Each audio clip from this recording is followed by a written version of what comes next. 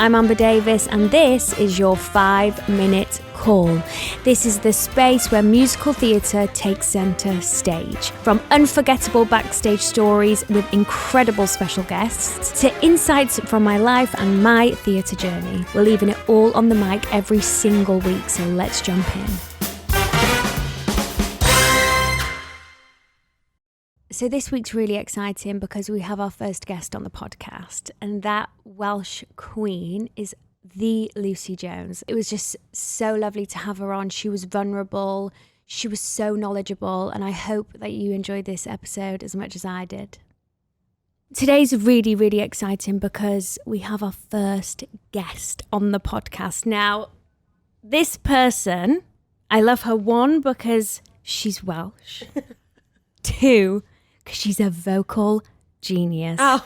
Please welcome the Lucie Jones. Well, thank you so much. What a lovely introduction. I can't believe you're my first guest. I can't believe that you've asked me one. Thank you so much. Oh, you're so welcome. And also, come through, Amber, with the podcast. Come on, girl. This is so perfect. I'm so excited to be your first guest. Thank you. Thank you. I literally put up something on Instagram, on the podcast Instagram, saying, who would you like to see on the show? If I had £1 for every time I saw your name. Oh, that's nice. You are honestly so loved, especially in the West End community, theatre community. So I'm very honoured that you are here. Oh, thank you. Pleasure. I'm going to start each podcast with a question, okay? And that one question is going to be, what is your pre-show ritual? It's a really good question. And actually for me, weirdly, let's get deep straight away, it's changed. Okay. Because sort of from the age of 17, I had this weird, could not be diagnosed dizziness. Okay. Really, really strange. My childhood doctor was like, it's vertigo. And I was like, what? Well, it's really weird because it's onset by different, I don't really understand. Triggered by different things. Yeah. Okay. And it sort of was all right and medicated for a while by different things. But if I was, you know what it's like if you're run down or you're tired. Yeah. These things manifest themselves, and this is what it would always come back to, is dizziness. Okay. And when you're on stage and you feel dizzy, it's scary. Yeah, out it's of control. really scary. So I started to have a bit of panic, and I would do things throughout the day, especially on a show day, to try and curb that before it began. So when I woke up in the morning, the pre-show would start then. It would be, I have to have this smoothie and I have to have these supplements and I have to do this. And it sort of became crutch after crutch after crutch. And I didn't realize that at the time. And my very sort of last things before I went on stage was I had to eat something, because the first thing that runs through your mind is, have I eaten enough? Am I all right? Yeah, I'm going to Sort have of blood the energy. sugar, exactly. And if I feel dizzy, am I going to worry that I haven't eaten enough throughout the day? So I'd always have a banana just before I go on. Anyone you speak to who I worked with sort of pre-lockdown will tell you the last thing she does is have a banana. And if I don't have one, I'd get myself into this spin of, I haven't had my banana. It sounds so ridiculous. And then when I booked Wicked, I just thought, I'm so uninterested in flying, feeling like that. I have to do something else about this. I've had MRIs, I've had brain work, I've had spinal scans, I've everything medical that you could possibly think of to try and figure out what this was. They just couldn't figure out what it was. And I was medicated for something they thought it was, and we sort of did that for years. And I did CBT to deal with the panic element of it. So I still have the dizziness now, but I don't have the panic that goes with it. If it starts to come in, I've got loads of things that I can sort of toolbox. Okay, how am I feeling? What do I need to do? I'll reach for this. This will help me today. So now my pre-show is completely different. No banana for me. The banana was a crutch. Banana. It sounds so ridiculous. No bananas for Lucie. I have them. Of course I do. I love a banana. Love a banana. But yeah, so now my pre-show is be as relaxed as possible. Speak to everyone in the building. Be on good terms, make sure everyone's in a good mood, in a happy, positive place. Waitress, we used to do a little circle before the show. It started as a prayer circle, which obviously evolved when our prayer sort of person left the show. It just became a check-in. And I'd lead it of like, hey guys, let's all get together. What do we need today? Amber, we know you had a busy day. Do you need anything from us? Are you tired? Like, is there anything going on? We know that maybe somebody's had a relative pass away or whatever. We acknowledge it as a group. We move forward. And I've tried to take that forward into other jobs as well. So do you know what? With positive, the experience you've had, I cannot believe that story. That like you've had to deal with that manifesting in your head. It's wild to think now that I worked for so long with it going on. With that on your shoulders. And do you feel like it like took over your life a little bit? At times it did, because the panic element of it was exhausting. The job is tiring enough in itself, and you know, there's a lot that goes with it outside of work. But if you have a panic attack or you're feeling like that all the time, it's exhausting. Yeah. It's so tiring, and the adrenaline that rushes through you and then leaves you, and all of the things that go with it's tiring, man. So yeah, it was all consuming at times, but we're good. Yeah, now you've come out the other end. That's amazing. Thank you. I struggle massively with nerves, really, really, really bad, and it does take over my life. And I mean, say we've got an opening night, for about a week before, I will not be able to sleep, and then it's crazy. Like as soon as that opening night's done, it's my job. It's just my job. So I find it absolutely fascinating how you've gone through certain contracts having to deal with that. Like, massive praise to you. Oh, thank you. For just pushing through, and that's a lot to take on.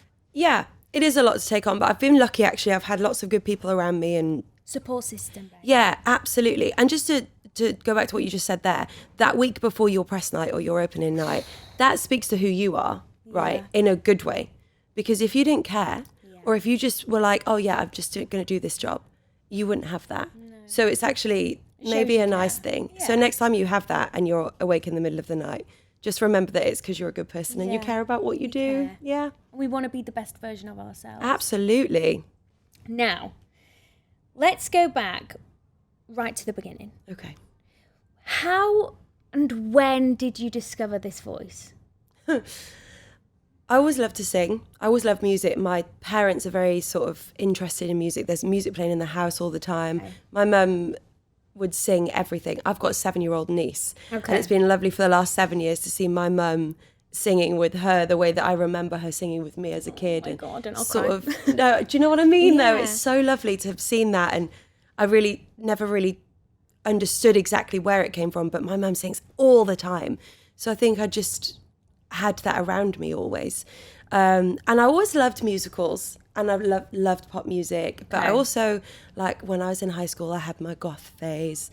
I had the emo fringe. You went through the phases. Absolutely. I was in my eras, do you know what I mean? Yeah. Figuring it all out. That's what it's all about, isn't it? Being a teenager. You have to try it on, because that's who you are for those minutes. Yeah. And then you move on to the next, and that's who you are. And maybe that's why we can do what we do now and step in and out of characters. But yeah, there's not really a moment where I'm like, oh, I'm singing and oh, I'm quite good at this or anything. It's just not really that sort of story. Was there ever a moment, like a defining moment, where you thought, I actually want to do this as a career? Or did it just happen? I never really wanted to do anything else. Okay. That's probably the most beige answer, but... There was never another option. Yeah. Well, I mean, I used to do athletics when I was a kid, and I sprinted, and I was on sprint teams, and I did international meets and stuff. I loved it. But it was always, that was my hobby. Okay. And what I'm going to do is I'm going to be in musicals, or I'm going to sing, or I'm going to, be Britney Spears or whatever. Yeah. Everyone wanted to be Britney. Of course. You are the Welsh Britney, now that I think about it. Like current or? No. Back in the day, Brit. Do you know, I've just read her book and it's completely broken my heart. Oh, no. Have you read it? I haven't. I will. Oh, you must. Listen to it, maybe, whilst you're doing things. Okay. It's great. 2009, big year for you. Mm-hmm. How was that? Like, genuinely, that whole X Factor experience. Genuinely, I am so grateful that I was 17, 18 doing that. And I had no idea what I was doing. Mm-hmm. And I had just went, yeah, sure, okay, how high? Great, all right. And I just went with it. There's a couple of moments in there where I remember one week where, bless her, Danny Minogue was so amazing. I had an outfit. Just casually, Danny Minogue mentored me. She was our mentor, yeah. But literally, I spoke to her this morning. She's still here. She's amazing. But she was very much involved with us. And I remember a couple of moments where she sort of stuck her neck out on the line for us. Or I remember having an outfit I didn't like, and she really got involved with that and helped and made me comfortable and confident. And so there was a couple of moments of, what am I doing? But most of the time, I was just doing it. It sounds so every day as it came. Random to say, but I don't think I'd do it now at this age. I think because you're aware. You're aware how much it hurts to fall, or how hard it is to get back up. And it didn't occur to me that it could have been really, really awful. It always occurred to me that I might not get through, and it might not mean a career or whatever, but it never would have occurred to me. And that's actually probably testament to my family. Yeah. That I just was like, off I go to meet Simon Cowell. Do you know what I mean? Yeah. There was no like, what if I break down? What if they hate me? What if it makes the rest of my life unbearable? Do you know what I mean? I just think that was the age. Yeah. It was your age. You were fearless. Mm-hmm. And maybe naive a little bit. Completely naive. Especially as Welsh girls coming from small town or a city. We weren't exposed to like that London life. No, absolutely not. What we grew up with was wholesome. Yes. Really, genuinely wholesome. Community, small communities. Absolutely. I had some really good people looking after me. And you hear real horror stories about doing shows like that. And look, you've been through something similar. I know. That's why I feel like I can relate to you on a different level. Because although what we went through was completely different, it was both two reality shows. Yours was obviously with regards to talent. Mine was about love. But we ended up in the same place. Where we wanted to be. And I think that's down to motivation, your mindset, hard working, and mostly you always come back to your support system. You said I had really good people around me. That is one of the most important things, I think. Most definitely. Your family, your friends, your agent, your co-workers. It's all about your support system. Yeah, it really is. And you've said lots of lovely things there, but you must remember, Amber, that you are here because you're incredibly talented. It is. And you're a really nice person. Oh, thank and that's you. Those two things. All the other things like right place at right time, motivation, hard work, of course, Stars it's aligned. a combination of all of those things. And they've all met at a perfect spot for you to just explode. Yeah. And don't ever forget that you did that. Thank you. You did. Oh. Like all the other people in this room and in your family. So wholesome. Everyone else has done that too, but for you did that. And that's I why feel like it was a continue. lot harder for me to break that mold. Love Island for me was just look, I graduated and I looked so young. I wasn't getting anything. And I thought this opportunity came up. I took it. I was naive. It could have, like for you, it could have gone really, really wrong. But at that point, I had nothing to lose. Of course. So I just went for it. And have fun. Yes. How fun always is have that? fun. Yeah. But I think, honestly, like you have worked and worked and worked. And what's most important is you are the nicest person. Oh. And no one in this industry, anyone I've ever spoken to has not got a bad word to say about you. And that rings bells everywhere. You know? Same. I mean, should we just stop loving on each other? Yeah. Jesus. Should we just get a room? Yeah, guys, can you all leave, please? Yeah. Camera off. Now it's time for a quick interval. Go and powder your noses and we'll see you in 2. Right, moving on. Eurovision. So you won Eurovision You Decide back in 2017. How was that? Where did that come from? What made you want to do that? That's a really interesting story, in fact, because let's call a spade. We're not all that good at Eurovision. We're not all that good at coming first or second or third or even 10th or 15th in Eurovision as a country. Yeah. And I think that's up to a lot of different things. I don't think it's always down to the artist or the song or the people who are putting together the act to go to Eurovision wherever it is. Because the team of people I worked with, I have nothing but wonderful things to say about. When it came onto my desk, if you will, I was like, what do I do here? Because in my mind, I'm like that, how fun is running through my mind always. And I'm going to perform in front of 200 million people. What an opportunity. Wild. It's wild.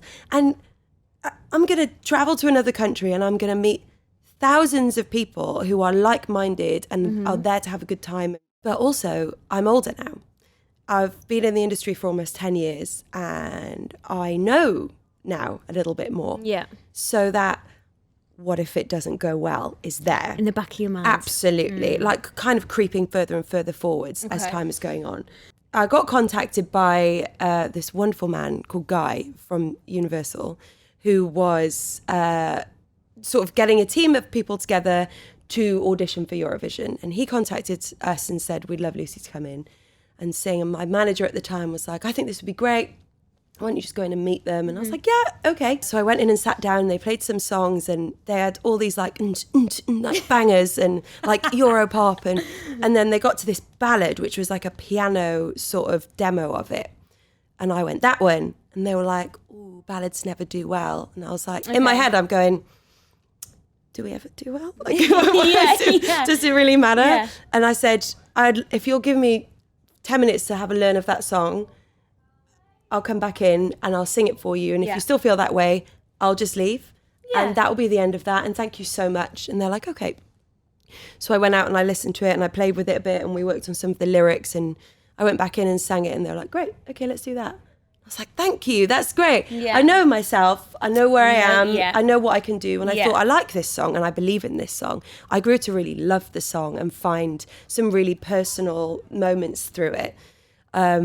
I'm obsessed with it, by the way, honestly. I actually really like the club mix now. On repeat. Is there a club mix? Babe, I'll send it you. You have to send it to me and we will link it at the end of this podcast. Yeah, you will. But, sorry, so yeah, I went and I sort of sang for them and we said yes.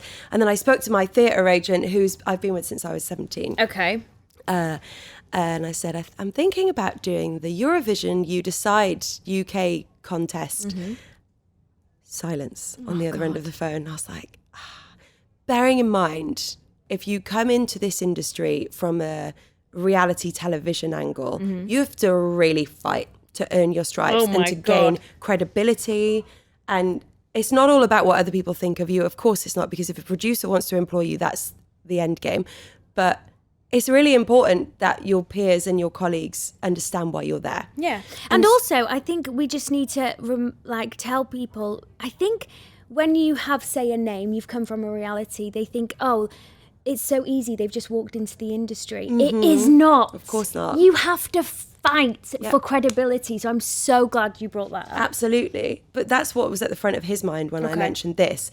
Because obviously for him, he's thinking, this is going to go terribly wrong. We're going to regress 5 years. No one's going to want it. Do you know what I mean? He was thinking of all those things. Negatives. As my agent, he had to think of those things and protect me. So I sang the song for him and he's like, okay, let's go. Okay. Let's do it. And he tells the story of, he wasn't able to come with me to the UK final because we had a conflict of dates. It was all quite last minute. And he was in an underground venue and he came out of the venue to leave to go home and his phone was blowing up because I'd won. And he was like, oh, okay, we're really doing this. Like we are going. This is happening. Yeah. So that it was wild. The UK final was so fun and like my first toe into Eurovision world. And I remember saying to Scott Mills in the day, I was like, what happens like if I win? I don't think I am going to win. But if I do, what happens like afterwards? And he was like, well, you come upstairs and you do a press conference with me. And let me tell you, it'll be baptism of fire. Be ready. They will have everything for you. Yeah. They will, good, bad, ugly, they'll throw it at you. These Eurovision press. Be prepared. Yeah. Mm-hmm. Because the one thing about Eurovision that I didn't know, why would I have known, is a lot of the press is fan run.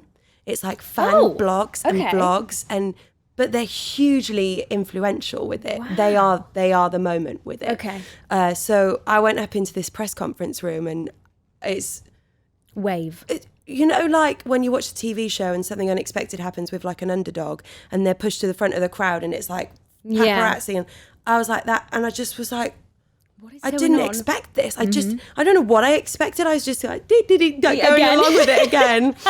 So I sat down with Scott and we're doing this press conference. Yeah. And he said, do you think your family will go out to Ukraine with you? Which is where Eurovision was.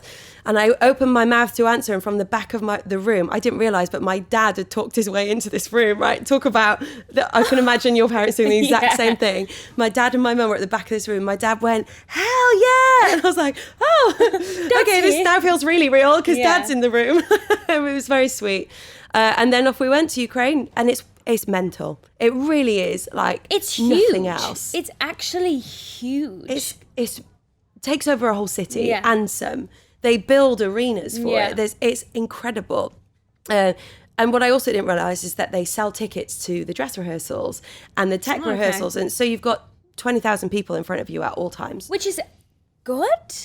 I think good, because when you get to the actual final and there's 200 million people tuning in from across the planet, which is physically sick. Unfathomable, which is actually quite good. Because if it was a number that you sort of go, okay, I know how many people that is, then you can sort of see them in your mind. But 200 million it's a joke. You're out there. It's a sick joke. You can't even picture it. That's like exposed next level. Yeah. And you did that, babe. We did the thing, and it was fun. And I had like a really beautiful staging and a goldy dress, and it's music video choreography, like within an inch of its life. And I had this incredible team and I'm not a mover. I am not a mover. So thank God I was just sort of stood still and just had to do little tiny things.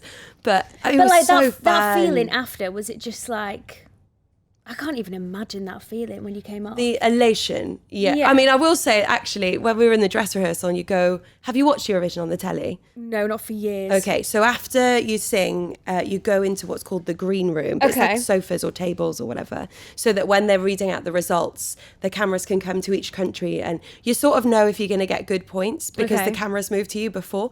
And we were in the rehearsal doing that, and they'd be like, okay, you're going to get 12 points this time. And people in our delegation would be like, only time we're going to get 12 points, like lol sort of thing. And I said to the head of delegation at one point, what do we do if we win? She was like, I don't know. I don't know where we're going. I don't know what. And she'd been doing it for years. It's like she hadn't even considered. Well, she just was like, I don't know. It is what it is. Yeah. Do you know what I mean? We'll go with the flow. We just had such a good time, and my parents did come, and some of my school friends came out, and my husband, and I remember getting back to the hotel bar at like 3 a.m, because it didn't start until about 11 because of time difference. Okay. And I came into the bar, and my dad was sat with Graham Norton and Ken Bruce. Just casual. And I was like, okay. This is happening. This is great. What a day. Do you think that was a turning point for you? Like, after you'd done that, did you feel like, I can do anything right now?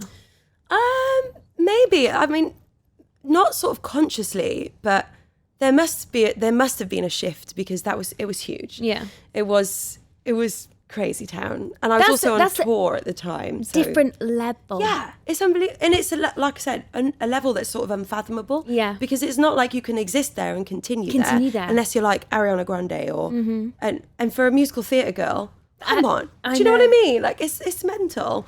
And then I came back to London, and the next day I was on stage in like Sheffield in Rent or wherever we were. We just carried on. But I love that, like your feet are so on the ground. It's like you just take everything in your stride.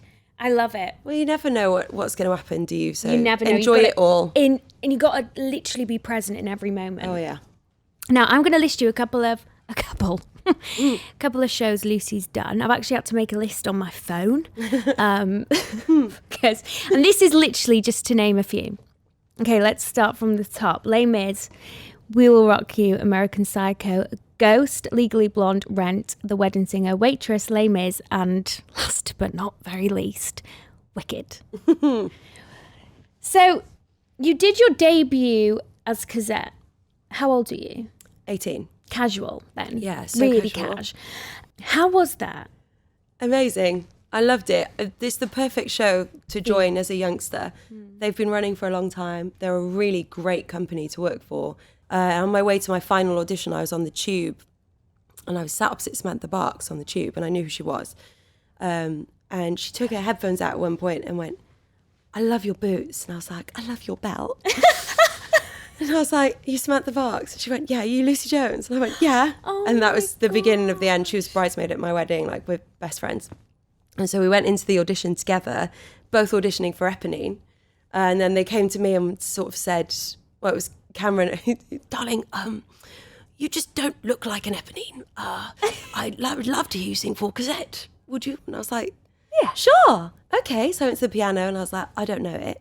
What am I doing? I'd never seen the show. I'd seen the 10th anniversary on video a million times, but I was watching I Dreamed a Dream on my own, Castle on a Cloud, Rewind. Do you know what I mean? Your favourite bits. Absolutely. Yeah. So I went to the piano and the guy was like, can you hit this note? And he played a top D, which is a very high note. Yeah. And I was like, I don't know. I'll try. So I squeezed really tight and I sang and I got the job. And I sat next to Sam for a year and we just were sort of same age, same part of life. Again, comes from a very small community in the Isle of Man. Salt of the earth, good people. Yeah. And just, I couldn't have asked for a better unit to start that with. And then you went back recently. Yeah, I've done it 3 times. I went back just after COVID and I did the socially distanced, we called it the COVID concert. Okay. So we were all sort of just facing out to the audience behind microphones. So I didn't look at anyone. And as Fontaine, no spoilers here, you die about an hour into the show. And dying standing up, I'd literally go, tell Cosette I love her and I'll see her when I wake. And then I'd have to really quietly just step back from the microphone and stare into the abyss. And then I had to stand there for the confrontation afterwards, which is like an amazing bit of music between 2 really powerful male characters. And I'd just be sort of stood there looking up because in the show, I'd be watching it. I know, it's so hard not to. I could just see like in my peripheral, like bits of spit flying out of their mouths. And so, in your eye. I know, grim. But yeah, so I did that. And then I went back to do the show for 6 months post-Wicked last year.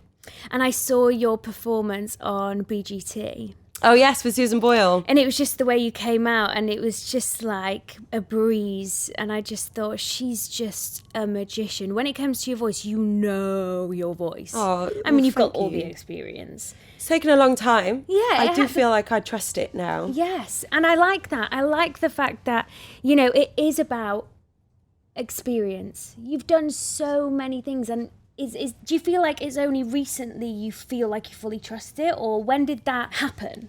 I'd say it's been a bit of a gradual thing because you know what it's like with your voice. If you're using it all the time, you have to get to know it, you have to respect it, and you have to treat it with the same love and care that Usain Bolt looks after the muscles and the bones in his body. Do you know what I mean? You have to. And I've heard people sort of scoff at, oh, you're not an athlete. Like I have heard that. Oh. And I'm Don't like, get me you don't know. started. You don't know. It's an impossible task ahead of you. At the beginning of an 8-show week, you're on your period. Your friend from school is going through a divorce and is ringing you at 3 a.m. Anything could be happening in your life, and you just have to turn up and switch on and go. Yeah. And so I think the more you understand your body and your voice and what you have to give there, the better you will always be, and the more you'll enjoy it as well. And so when I met my vocal coach, Dane. yeah, he sort of changed the way that I stand, breathe, sing, think. He is my handbook. He is my confidant. He's my friend. And I will never have enough words for how grateful I am for that. Because I've worked with some amazing coaches in the past, but Dane is the right fit for me. For you. Yeah. It's like a therapist. Absolutely. Not every therapist is going to work for you. No. Do you think then it's important throughout your career that you continue to have singing lessons or if you're a dancer, dance lessons? Absolutely. Yeah. It's one of the things that I find most frustrating, and the arrogance that I feel seeping from people that say, no, I don't do that anymore. Like, it's like, oh, do you know everything? Yeah. Cool. Well, let me tell you, the next queen that's coming through behind you is still working on herself. Yeah. And you will be old news. And if you're not good enough anymore, goodbye. Yeah. And that's your fault. Keep learning, keep going to see things, keep asking questions. And why would you not want to be better every time? Do you know what I mean? Yeah. I don't understand that mentality. I love that coming from you, because I love that you can admit I'm always learning. I think that's so important. You have to. It's one of my favourite things about what I'm doing now. I've just started the Lucie Jones Academy. Yes, and we're saw doing on Instagram. Workshops and masterclasses around the country and further afield now. Yeah. For on and off stage disciplines. And we will link that. Yes, you must link that. We will. So you'll be able to find out all this information. Yeah, if you just search Lucie Jones Academy on social media or the website, just on Google, where I'm trying to just use the best of the best. We will only be having teachers come into these classes and hosts who have actual experience in the West End or on professional tours or from Broadway. And the knowledge that they can impart, you can change someone's life in 5 minutes. Yeah. And I've seen it. With that knowledge. I've literally been working with somebody who doesn't quite know whether they're good enough or doesn't know whether they want to, and I can spend 5 minutes with them and they like encourage them to do something and bring out a voice in them or a storytelling technique that they didn't understand before. It's like switching a flip in there. Absolutely. You just see the light switch on and the light comes into their eyes and the relief they feel of like, oh no, I can do this. Yeah. I just love that you are passing on all this knowledge. We've got to. Yes. It's more fun. Let's bring in the good people and let's make them as good as possible because like you said, if they're better, we will be better. Yeah. And that is absolutely end game. I love that. I absolutely love that. Now, one thing I'd love to ask you, because I saw you as Elphaba and you blew my goddamn mind. You did. I was just jaw on the floor. And the thing is I knew you were gonna be amazing. But when I saw you and just having that, seeing that performance live for me was like, you gave me so much fire. It was like, I cannot wait to be back on stage because I could feel your energy. Oh, that's amazing. Yeah. I'm so glad. It was like, I want to be that good one day, you know? Oh, Amber, you absolutely are. Come on, girl. Playing Elphaba is a different kettle of fish, and it's the way you did it with ease. But what I would love to know is, I feel like there's a theory about Elphaba. And if you go down the wrong path with it, it can consume you and it can break you. So how mentally did you go into that? It's a really good question. And there's a whole host of women who've played this role. Yeah. And you come out of it and it sort of seems like you come out of it in one of two ways. Okay. You either come out of it sort of, thankfully, how I did and sort of healthy and happy and ready for the next thing. Or you sort of say, that was incredible. I'm going to hang up my boots now because I've ticked that final box of I wanted to do that. And I'm 32 now. And when I went into the show, I was 30, 29, 30, I can't remember. But I definitely was sort of going into it thinking, this is it for me. This is the role that I've always wanted to do. Yeah. But I want there to be more it's. And I want to carry on and I want to be able to carry on. So I went into it with that mindset. And when I got announced as the role, my phone went mental. But the things that I really clung on to were the chicks who played the role. Because they were coming to me like, if you need anything. I love that. Can I help you with this? Or can I give you this piece of advice? Or do you want to go and have a coffee? Alice Fern was incredible. Queen, we love Alice. Oh, she's the best. I just love her so much. The girls from Broadway, Lindsay and Talia, and there's just this like community of sisterhoods of green people just like held me straight away. And I felt, I can do this. Yeah. And I didn't feel like that before because nobody does. If you do, it's like big gulp. Oh my gosh, I've got the contract. Yeah, like you feel like, wow, I've got it. Oh God, I've got it. Yeah. What do I do now? I have to actually do it. But having those people around and having Dane by my side and coming home to my home every night with my family and my dogs. And do you know what I mean? Just sleeping in my own bed because touring is really rough as well. It's hard. It's really hard. Rough is the wrong word. Tough. And rough if you get the wrong digs. Well, absolutely. We've seen it all. We've seen it all, girl. But it is a really hard job. So coming home to your own home at the end of that job is like you're constant. Absolutely. Even just having the same pillow and the detergent that you wash your sheets in. It sounds so ridiculous, but these things can change your whole day, your sleep, your week, your month, whatever. So I just tried to make sure that everything else was ticking along quite nicely. And I'd love to know, because obviously I've done shows and I've thought, maybe I'm a little bit under the weather and I'm just not getting up there. How did you deal with that? Well, Elphaba is a huge thing. Huge. And it's also a huge ask physically because you're running around for the whole show. You're on for pretty much the whole show. And you did 8 shows a week? It's an 8-show-a-week role, yeah. Interesting. Those sort of moments where you're not feeling yourself, then it's important to have the toolkit and the people and the training, and you just try and rely upon yourself and trust yourself for all of those moments. Also, I'm sharing the role. There's a standby in the building at all times. And Amy, who I was sharing the role with, was incredible. Okay. And then there's 2 other girls in the building that do the role as well. Yeah. And they're brilliant. So if for whatever reason I can't be there, they're going to do it, and they're going to do it incredibly well. Yeah. I've seen so many understudies and standbys and swing nation queens and kings saving the day, particularly since COVID, actually. Yeah, and look, I'm a big advocate for it. Like, go, have your day, do the thing. Yes. And everyone's good enough. I'm not any better than the standby or the covers. I think that as well. There's no way I'm better or more talented. It's just the way that the cards have fallen. This is where we are. So let's do it. Let's support each other. The fact that there's, like, for example, my sister, she's a swing second cover on the tour. I think the fact that she's in the building, she knows all of the ensemble tracks, and she's got Elphaba in her back pocket. I mean, just knowing all the ensemble tracks is ridiculous. But then to be able to then, you're on for the biggest role in musical theatre today. Okay, no problem. Okay, don't worry. Yeah, that's fine. Just pull it out. Like, it's incredible. I know. What queen. We're very lucky. Come on, Jade. Very lucky to have one role to concentrate on. You know? I said to my sister, because Jade's been a swing in many a shows, I think, how do you do that? I'm exhausted just learning one track. So bow down to you, sisters, all of you. I would love to know, in just a short kind of sentence, your career highlight, because you have had an incredible career, Lucie, so far, and I just believe that it's going to go on to even more ridiculously amazing things. But to this date in your life, what would you say is your career highlight? Waitress. Doing Waitress in the West End. Massive. Holding the pie and the curtain flying out. I could not believe my life.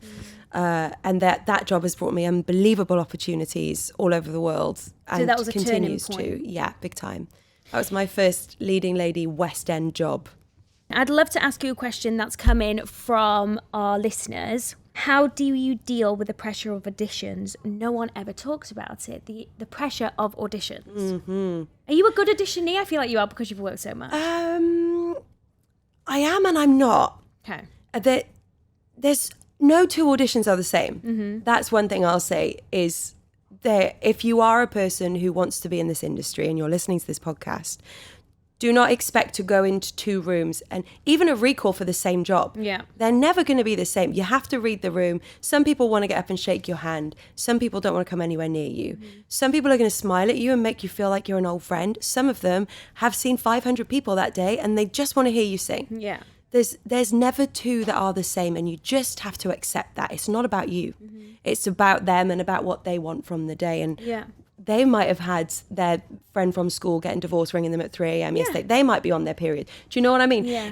They're all humans, and all they want is to find the right person. So if you can go in prepared and feeling confident in what you're about to do, then whatever happens, we're all right. Yeah. They're just human beings. Do you know what I mean? Yes. They're going to be fine. They don't want you to fail. Yeah. They haven't called you in thinking, oh, here we go. We've got a Lucie Jones. Oh, what a joker. They're going, here we go. Let's hope she's got it. Yeah. Let's hope she can do the thing. Is she going to fit the puzzle? Absolutely. But and you can that's only what do it your is. best. Yeah. It's a puzzle. It's not about what you doing that day is not good enough, or you might be too tall, you might be too short, you might be really Wrong similar eye colour. Exactly. You might be really similar to someone else they've got already in the cast. It could be anything. So as soon as I sort of let go of that, now I go in and I actually quite enjoy them. I'm still learning, I am, because what I do is I say, right, I'm going to go in and I'm not going to be emotionally invested. Yeah. As soon as I learn that material and I meet the team. You're planning your life around the job, aren't I you? am I know, I do the already. same. Well, I do the same. Yeah. I'm preaching this. I don't do it myself.